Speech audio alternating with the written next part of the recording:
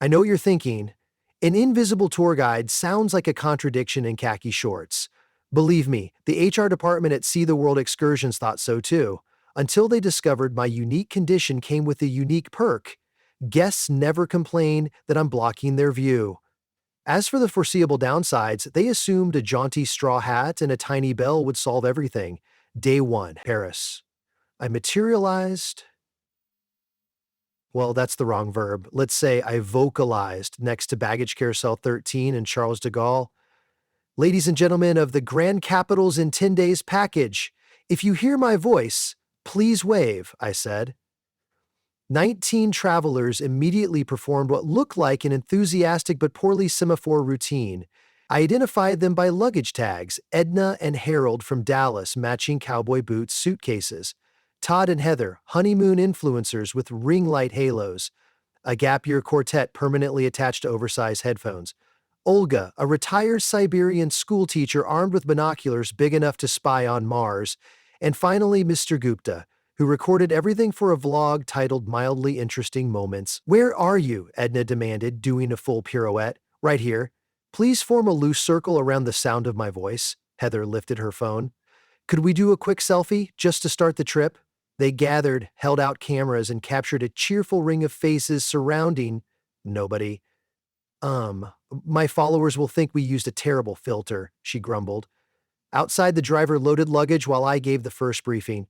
To lend myself authority, I rang the bell attached to my wrist. Unfortunately, bells without visible wrists rattle nerves, and the coach driver attempted an exorcism with a pocket-sized bottle of Evian. The Louvre was stop one.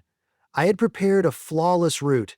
Enter through the pyramid, straight to Winged Victory, a polite swing past Venus de Milo, and arrive at the Mona Lisa before the afternoon mobs. I had not accounted for the children's field trip from Clermont-Ferrand, the tour group of 30 Swedes in matching salmon-pink windbreakers, or the fact that someone invisible shouting "this way" would be indistinguishable from any of 2,000 audio guides.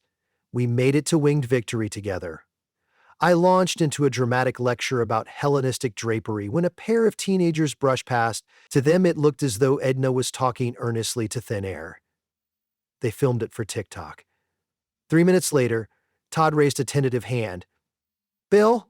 Buddy? Sounded like you drifted off. I hadn't. Someone had turned on an especially gusty vent. The whoosh drowned my voice. When it subsided, the only person still listening was Olga, whose binoculars now aimed suspiciously at the spot where she assumed I stood. The others had migrated toward Mona Lisa's gallery like iron filings toward a fridge magnet. I sprinted silently to catch up, but invisible feet on marble make no cautionary clack.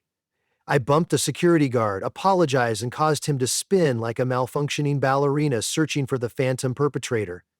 By the time I reached the Da Vinci bottleneck, my tourists were indistinguishable from 14 other groups. Can everyone hear me? Silence except for camera clicks. If you're mine, scratch your left ear. 2 Italians, a baby, and 1 dozent scratched. None of them belonged to me. Eventually, I located my group because Todd began live streaming. His phone displayed his own perplexed face and Edna yawning behind him. I spoke directly into the microphone. Step back 2 paces and turn right. Todd shrieked. The audio guide just became sentient, but they obeyed, regrouping around my voice like anxious ducklings. We got out just before closing. The Louvre guards may still be reviewing footage of the empty spot that set off a motion sensor near the crown jewels room. I maintained my innocence. Day 2, Eiffel Tower. I wore the straw hat, don't ask how, it's an elaborate arrangement, with hair gel and fishing line, so guests could follow something. The queue at security parted in confusion as an apparently autonomous hat bobbed along. Kids giggled. A German tourist suggested it was modern art. On level 2, I began discussing Gustav Eiffel's structural innovations. A gust of wind snatched the hat and flung it into the Seine. The group, hatless and guideless, pivoted 360 degrees in panic. Remain calm, I said, shouting above the breeze. Think your eyes on Paris's rooftops and your ears on my commentary. Heather opened a bag of macarons, trying to soothe her nerves. A flock of pigeons dive-bombed, lured by the sugar. From an observer's standpoint, it appeared the birds were assaulting innocent space. Olga tried to swat them with a selfie stick, striking thin air, and accidentally, Todd's phone flew over the railing and was saved only by the safety net. In the kerfluffle, Edna lost her purse. When order was restored, the purse lay 10 meters away, dramatically pecked by pigeons. Parisian security scooped up Todd's phone, suspicious that poltergeists were at work. My proud speech about Iron Lattice went the way of the hat. Day 3, Eurostar to London. Trains are simpler, fewer variables. I narrated the changing landscapes through the Channel Tunnel. The trick is to speak softly so only your group hears. Otherwise, coach passengers think the devil is giving an in-flight safety demonstration. We reached the Pancras with no mishaps. Our first London stop, Westminster Abbey. Crowd density, sardine. I passed out silent tour earphones tuned to my frequency. Perfect solution, except Bluetooth cannot differentiate between one invisible man and an entire city of competing signals. Midway through the nave, Edna started receiving a ghost tour from Yorkshire. Klaus heard Polish history, and the headphones electrified Harold into shouting, "Get out of my ears!" We formed a new plan. I'd walk backward, narrating, while the group formed a human chain with hands on shoulders. They looked like a migrating centipede. Things went smoothly until Mr. Gupta took his hand off Heather's shoulder to capture stained glass at a more spiritual angle. The chain ruptured, and the rear half wandered toward the coronation chair, following a different invisible docent who, it turned out, was not invisible but merely short and wearing beige. By the time I discovered the breach, half my travelers were pledging allegiance to the wrong guide. We reunited beside Newton's grave, but the verger asked us to kindly keep the interpretive dance outside. I refrained from explaining that the dance was merely Harold grabbing air where he suspected I hovered. Day 4, Venice. Nothing tests an invisible man's coordination like cobblestones and canals. Our arrival at Piazzale Roma involved me gently steering folks away from suitcase-hungry pigeons and opportunistic gondoliers. We boarded 2 gondolas capacity issues, and I placed myself in the middle to narrate. The gondoliers, unaware, distributed weight evenly among visible passengers. Add 80 kilograms of unseen guide and physics tips the boat. The left gondola dipped dramatically, sending water over the side. Tourists screamed. The gondolier accused Harold of sitting like a sack of potatoes. Harold defended his honor. I slid forward, tried to counterbalance unseen, and set up a sloshing echo that made the gondola behave like a possessed seesaw. The gondolier did the sign of the cross and claimed the lagoon spirits were angry. After docking, soaked but alive, I bought everyone emergency gelato. At least my group found advantages to invisibility. More scoops for them. Day 5, Rome. They say all roads lead to Rome, but none are clearly marked Invisible Man this way. The Colosseum holds 80,000 tourists on a slow Tuesday. We queued beside a family whose toddler licked the railing for 20 full seconds while his mother negotiated tickets. I offered silent sympathy and a wipe no one saw. Inside, I began my dramatic retelling. Gladiators, emperors, thumbs up or down classic. Halfway through, Todd wanted a drone shot. Drones are forbidden. Invisible guides most certainly are. He attempted stealth, and the moment the mini quadcopter appeared above the arena, a uniformed guard blew a whistle so loud dogs in Florence sat up. I, still narrating, tried to convince Todd to land. In the commotion, Olga pulled out her binoculars, mistaking the guard's whistle for an oncoming kettle, and scanned the sky. It looked suspicious. A pensioner scouting targets through massive optics. Security moved in. Remember, I'm basically a disembodied voice. When I whispered, "Everyone act natural," they froze in a semicircle, eyes darting and limbs rigid, like culprits in a Scooby-Doo episode. Security demanded to know who was in charge. My group did synchronized head tilts toward the empty center of the semicircle. Guards stared at the void, considered siesta, and escorted us politely but firmly outside. The Vatican museums were next. I decided on a smarter tactic: fluorescent lanyards with tiny speakers clipped to each tourist, projecting my voice inside a 30-centimeter bubble. The lanyards worked until the Sistine Chapel, where signs read, "Silence." My voice system automatically dialed to whisper, but inside their bubble, turned into inside Aunt Mildred's bubble from Nebraska because radio frequencies bounced strangely off Michelangelo's frescoes. Mildred fainted at the sudden omniscient commentary on Genesis. We fled before the Swiss Guard traced the miracle to its source. Day 6, Berlin. By now, the group had developed coping strategies. Heather conducted roll calls every 30 minutes, Todd used subtitles on his video's guide, currently behind camera, and Edna attached a Mylar party balloon to my backpack, so at least an object floated where I theoretically existed. It read, "Over the hill," which felt like editorializing. At the Brandenburg Gate, everything went well until a gust carried the balloon into the sky. Kids clapped. A street performer in silver paint believed a rival levitation artist was stealing his thunder and chased us, mime shouting. Edna, missing her balloon, insisted we buy a replacement shaped like a schnauzer. Ever tried to look dignified with a floating sausage dog announcing your position? Later, at Checkpoint Charlie, I demonstrated Cold War charade techniques, how spies passed messages tucked into newspapers. Unbeknownst to me, a modern actor in period uniform crept up behind the group to pose for photos. Harold, thinking the actor was me, tried to hand him a tip for excellent invisible service. The actor, very visible, pocketed 20 euros. When Harold realized, he accused him of fraud. Actor accused Harold of hallucinating. Tourists gathered to watch two men debate the metaphysics of invisibility.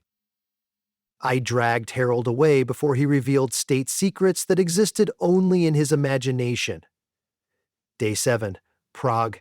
Footbridges and beer. What could go wrong? Charles Bridge at dawn is picturesque but slippery. I guided them toward quieter edges to discuss Baroque statuary. Olga leaned over to scrutinize St. Lutgard's blind eyes, lost balance, and instinctively reached for something to someone to steady herself. That someone was me. 20 seconds of awkward mid-air grappling looked to passers-by like a tiny earthquake centered on Olga.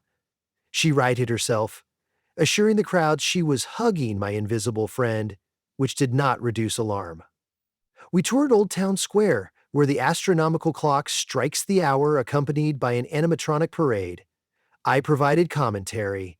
Skeleton rings, bell apostles, rotate cock crows. Sadly, my voice carried through Harold's open phone, accidentally syncing exactly half a beat ahead of real events, producing a prophetic effect that gathered tourists in droves.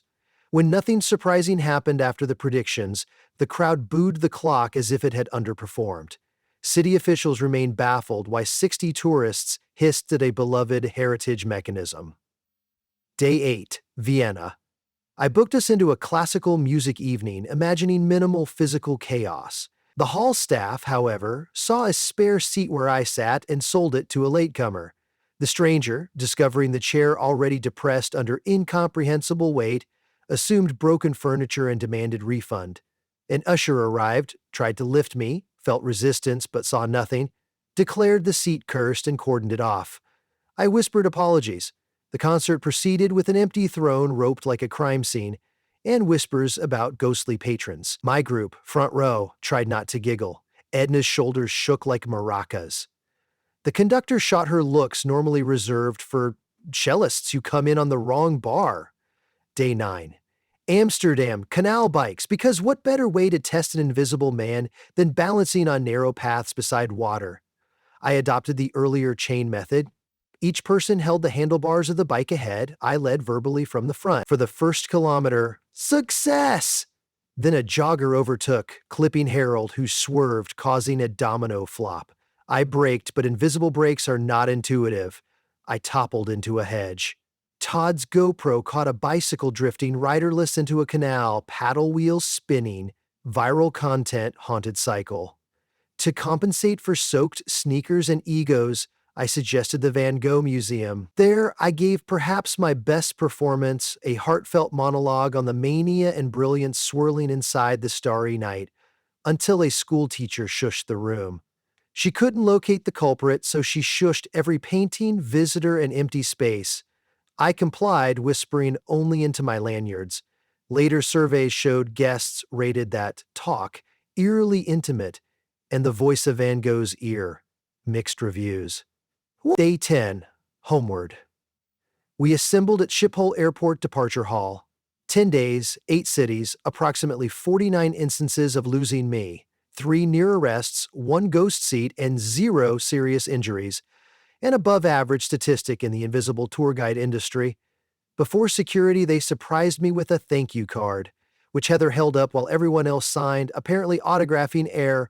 The front read, "Thanks for being there, even when you weren't." Edna slipped a small box into the void of my hands. Inside, GPS pet collar with a bright red LED. "Figured next group could track you on an app," she said.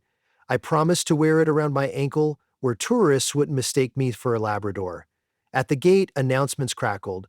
Flight 271 to Dallas now boarding. Edna and Harold waved toward my general direction. Todd tried one last selfie, everyone posed, leaving a conspicuous gap for me. The camera clicked.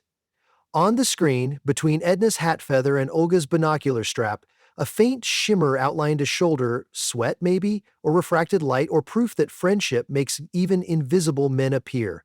They boarded. I lingered in the lounge, reflecting on the odd metrics of my profession. Best tours are measured in memories, not sightings. My phone buzzed with the first TripAdvisor review. 5 stars, Bill may be invisible, but his stories stick to you like gelato on a Venetian summer. We lost him in 4 countries and still learn more history than college. Bring your own tracking device, but go best money you'll ever give to a man you can't see. I smiled. Somewhere a straw hat floated down the Seine. Pigeons plotted pastry attacks, and security guards reviewed CCTV of doors opening themselves. The world was full of visible wonders. My job was to narrate them, preferably without tripping motion sensors. I pulled on my new LED ankle collar, blinking ruby red, and headed for the next arrival's terminal. A new group would soon be waving at empty air, and I intended, as always, to show them everything except me.